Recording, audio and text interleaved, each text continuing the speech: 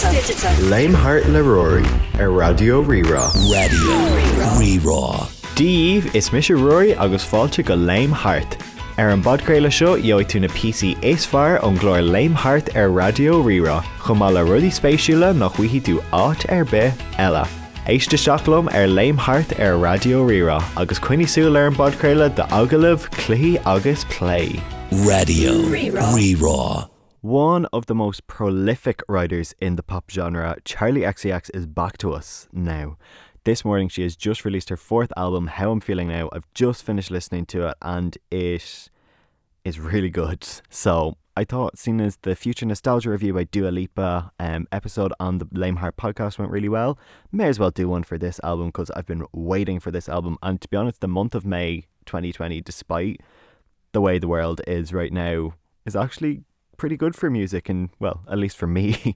You have Charli's album on the 15th of May, you have the 1975 with Notes on a Conditional Form after a 9-month wait coming out on the 22nd, and you also have one of my favourite Norwegian artists, Dagny's, releasing the first half of her first album, Strangers and Lovers, on that day too. And then on the 29th of May we've got Chromatica by Lady Gaga, and I'm fairly sure there's going to be a review episode of that, so hang on for that when that album comes out.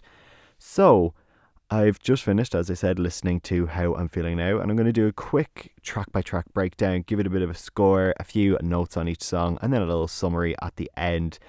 So she's been working from home for this one.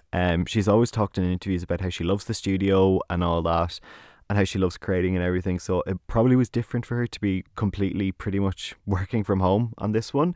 And she was very, I wouldn't always say collaborative, because her third album, which was called Charli, was released 8 months ago in September, and it was super collaborative. Like, there were 14 features across 15 tracks, and a lot of writers or different producers and stuff like that to get different sounds and all that, whereas this one she was more collaborative with the fans, in that she kind of showed a lot of the process along the way. She kind of be like, here's the current demo for this song, what you guys think. She'd be like, here's some lyric ideas I have for this, do you have any ideas for how I can tweak them? She got people to send in videos to make the music videos. She also got people to make their own edits, and she had 3 different cover art versions for all the singles she released. She got in touch with graphic designers. One of my favourite things is the second single, Claws. She did the whole video at home in front of a green screen, and obviously she released the video, but then she released the version without any of the green screen effects, so the fans could go and create their own green screen and their own edits and stuff like that. She also released the stems for the single. So the stems are basically the song broken down into lots of little segments. So you might have, one track of just the drums, one of just this synth, or just this piano, or just the vocals.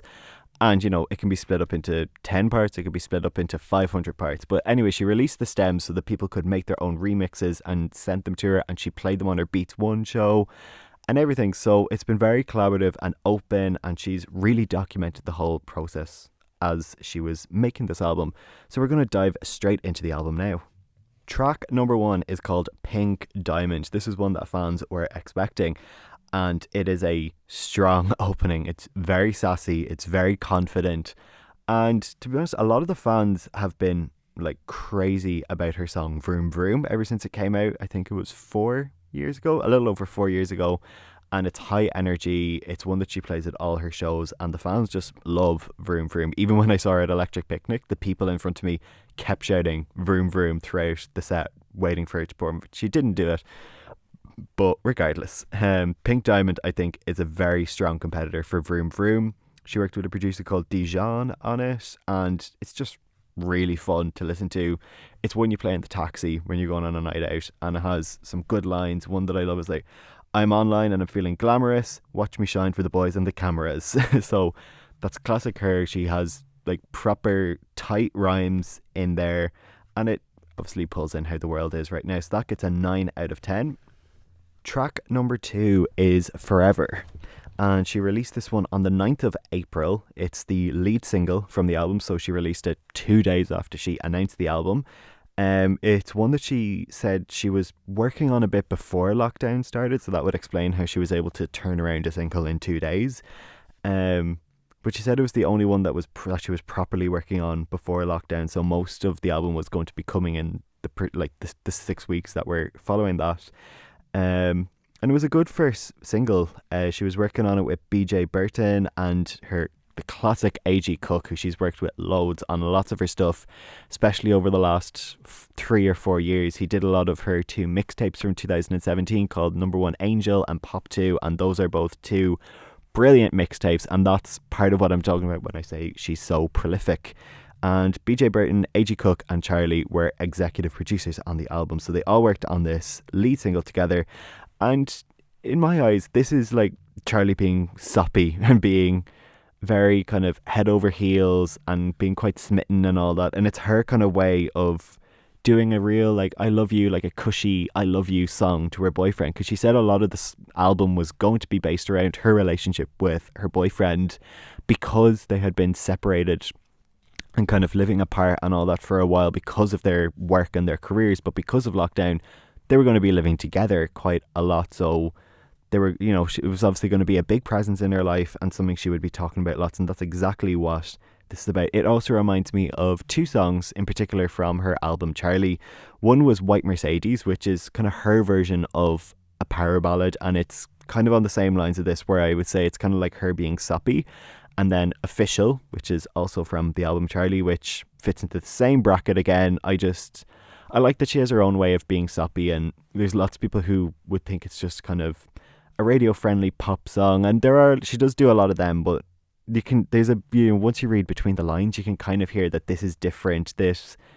She's being a bit vulnerable on this one, which I really, really like. And I think my favourite line from it is like, "You're not a ghost, you're in my head." It's about how they are in the same house, but it's not just something she's thinking about. She's admitting that he's in her head and she thinks about him and that she loves him. So that one gets a 9 out of 10. Track 3 is Claws. So this was the second single released from the album, and it was released on the 23rd of April. This one, she did show quite a fair bit of the process along the way. She showed early versions. She wasn't even sure about the title. She was running through a few of them in her head. She had the demo track that she got sent by the producer was called Claws. So she thought maybe I'll call it Claws, but then because in the lyrics you'll see that she says I like everything about you quite repetitively, she said she was thinking of calling it I Like, or maybe I Like Everything About You. Also, there's a reference to Clementines in the second verse, and Troye Sivan commented on her tweet saying maybe Clementines would be a good title, but she ended up going with Claws. And this song is just brilliant. There's a brilliant rhyme scheme going on in the verses, and there's such a good flow syllabically, and along with syllabically every syllable sounds great, and the rhythm of the words is just done so well. This is how you want to make a fun pop song, and the chorus is so catchy, super catchy, and it's the classic Charli having a repetitive lyric. She's done a lot of songs where it's one phrase or one word or 2 or 3 words or whatever repeated in such a really, really good way and in such a catchy way, and this is no different. It's so good. And then the track that goes along with it suits it down to the ground. The instruments are very pronounced, so they're very the kick drums hit you very hard, the synths are perfect. It's all in all great. In case you can't tell, this gets a 10 out of 10.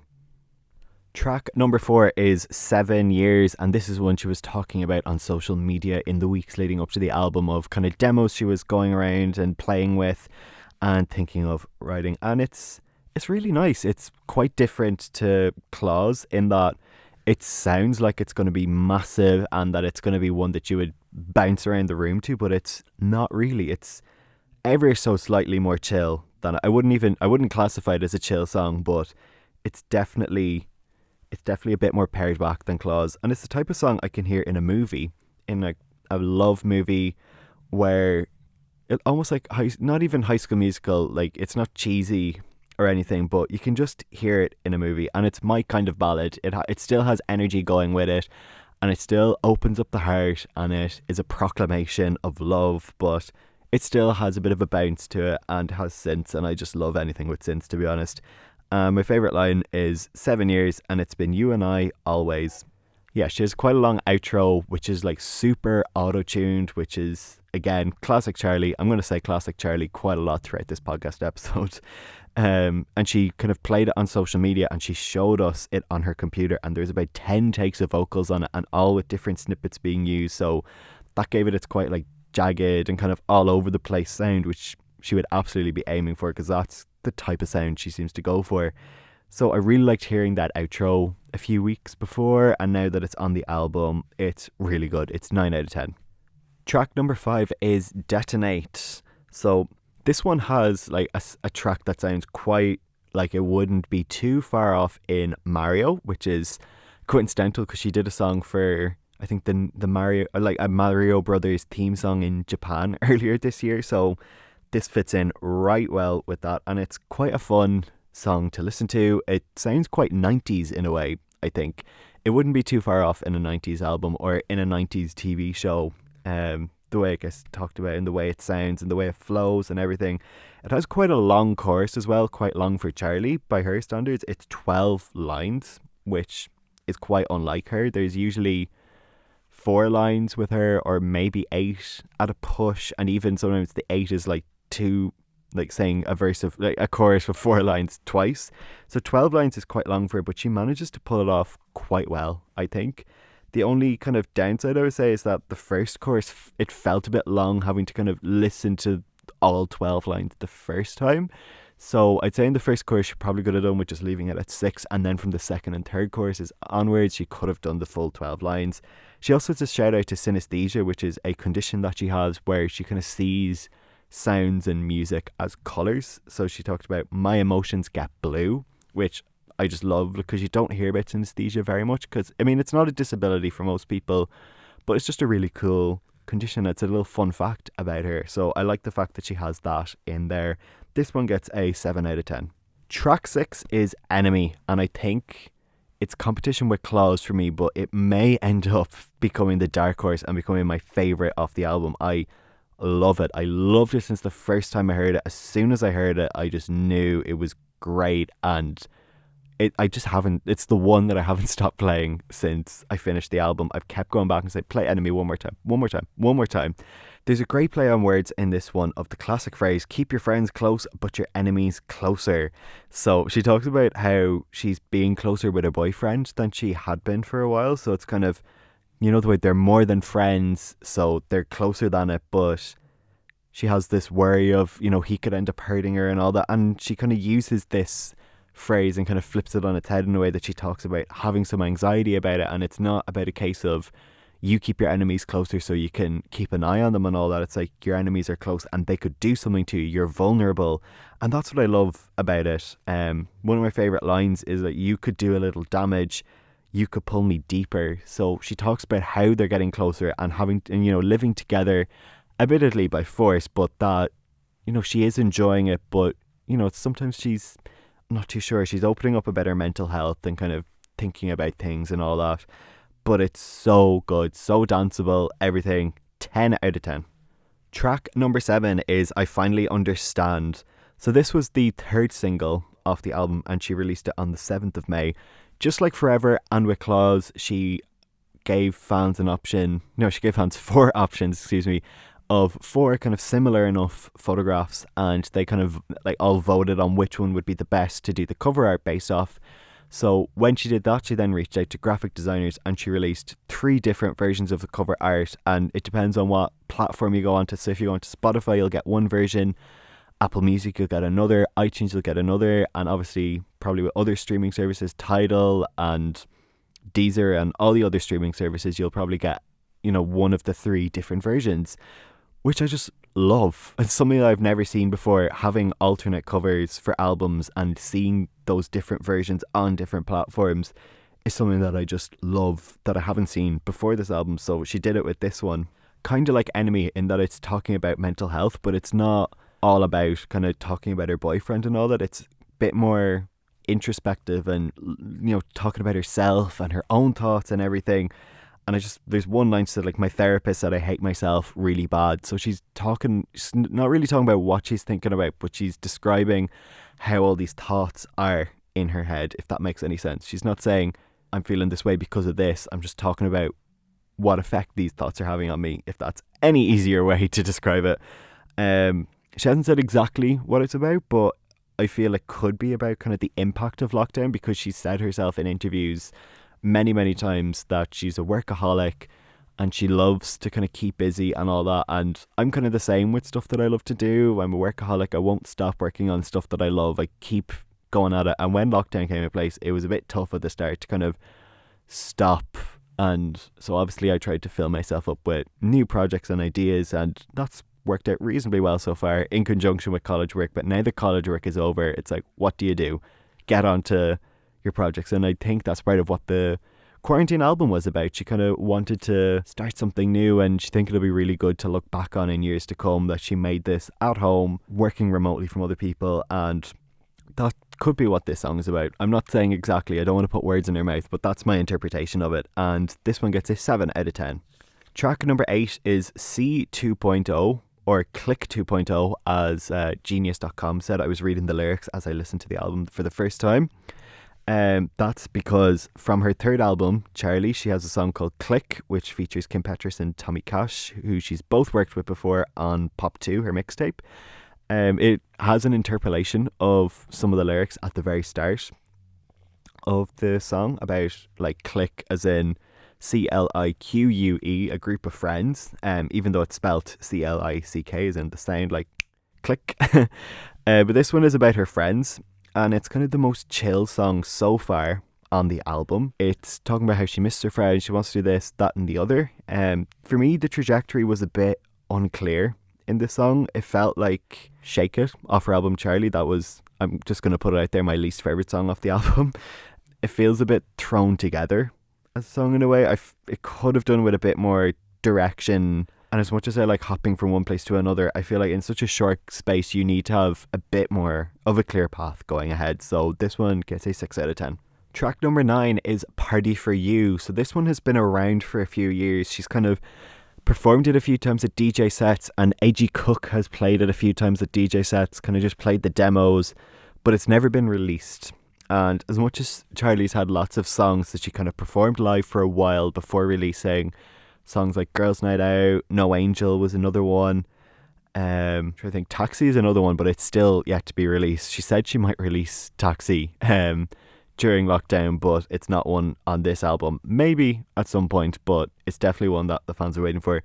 This one has been one like that too, but it wouldn't have been one of the more prominent ones like Taxi or No Angel. And as much as I said that, which one?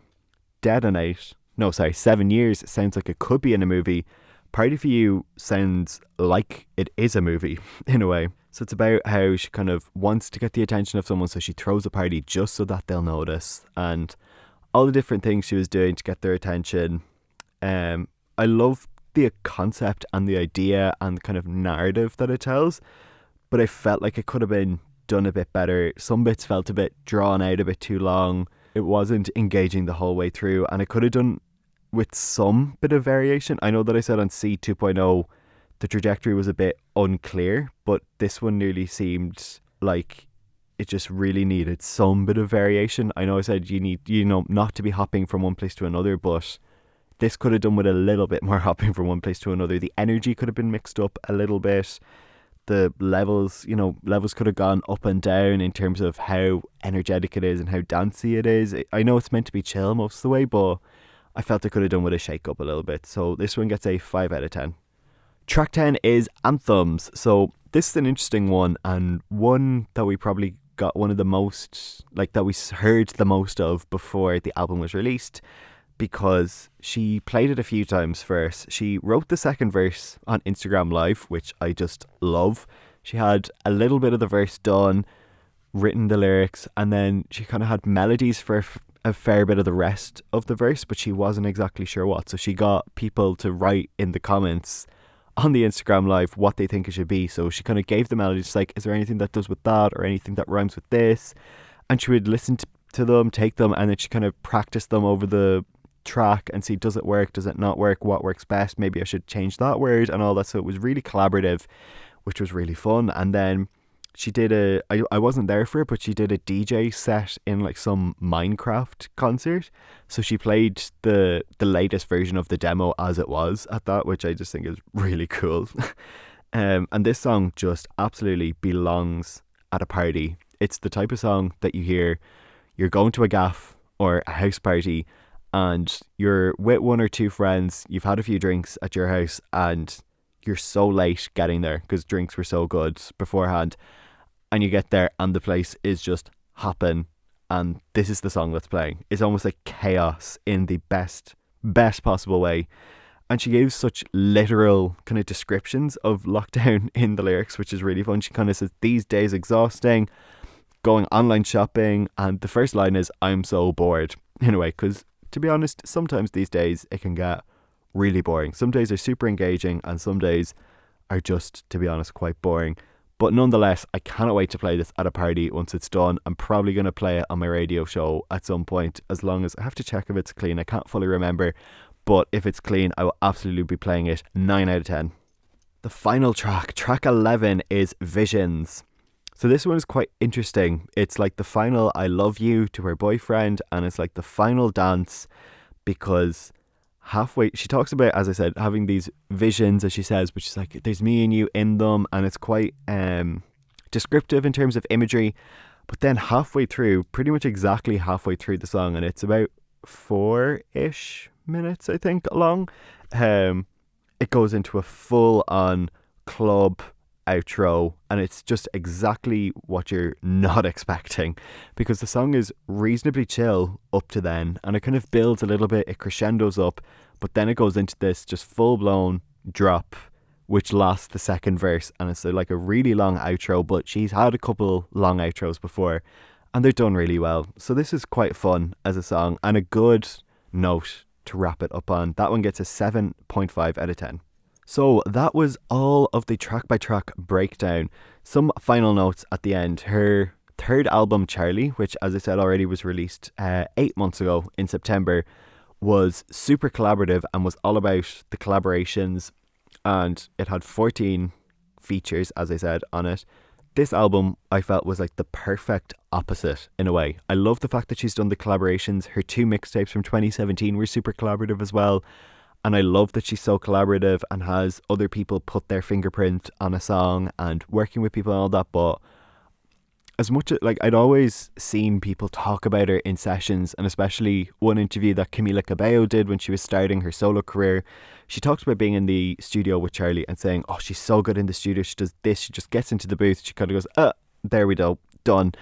And as much as I always believed it and all that, this was kind of putting it to the test in another way, because the whole album, between writing and production, there's only 7 people, and a lot of the songs she's written on her own, which I haven't really seen before. She's done a fair bit of co-writing, not necessarily always in a massive team of songwriters, but she's always been a co-writer, whereas this one was mostly just pretty much her, which I really like to see. I like to see her stand on her own 2 feet and deliver, and she really, really did deliver. I think this is her best album yet. It really shows off her skill and her talent as a songwriter and how she can make a pop banger at the end of the day. That's what she does. It's what she's great at.